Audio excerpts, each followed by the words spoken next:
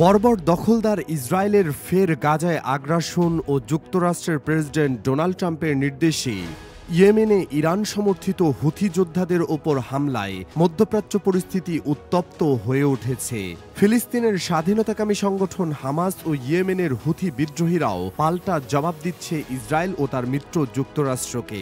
গত ৪৮ ঘণ্টায় তৃতীয়বারের মতো ইসরায়েলে ক্ষেপণাস্ত্র হামলা চালানোর দাবি করেছে হুথি বাহিনী।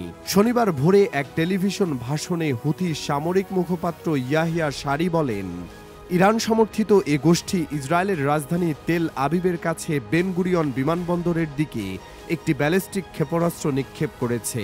সারি আরও বলেন, আমরা শুধু ইসরায়েল নয়, লোহিত সাগরে মোতায়েন মার্কিন বিমানবাহী রণতরী ইউএসএস হ্যারি এস ট্রুম্যানের দিকেও একাধিক হামলা চালিয়েছি।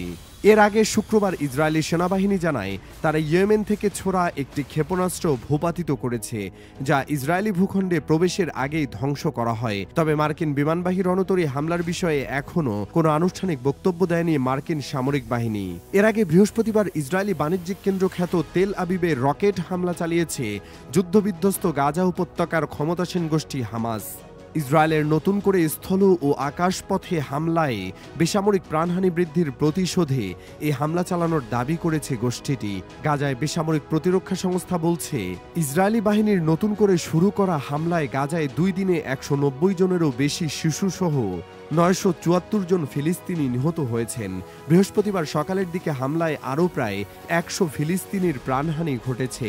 ফিলিস্তিনি স্বাধীনতাকামী গোষ্ঠী হামাসের সশস্ত্র শাখা ইজেদাইন আল কাশেম ব্রিগেডস বলেছে, গাজায় বেসামরিক নাগরিকদের ইসরায়েলি গণহত্যার প্রতিশোধে তারা তেল আবিবে রকেট নিক্ষেপ করেছে।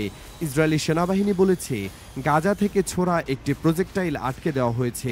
এছাড়া অন্য 2টি প্রজেক্টাইল জনবসতিহীন উন্মুক্ত একটি এলাকায় আঘাত হেনেছে। তবে এই হামলায় কোনো হতাহতের ঘটনা ঘটেনি বলে দাবি করেছে ইসরায়েল।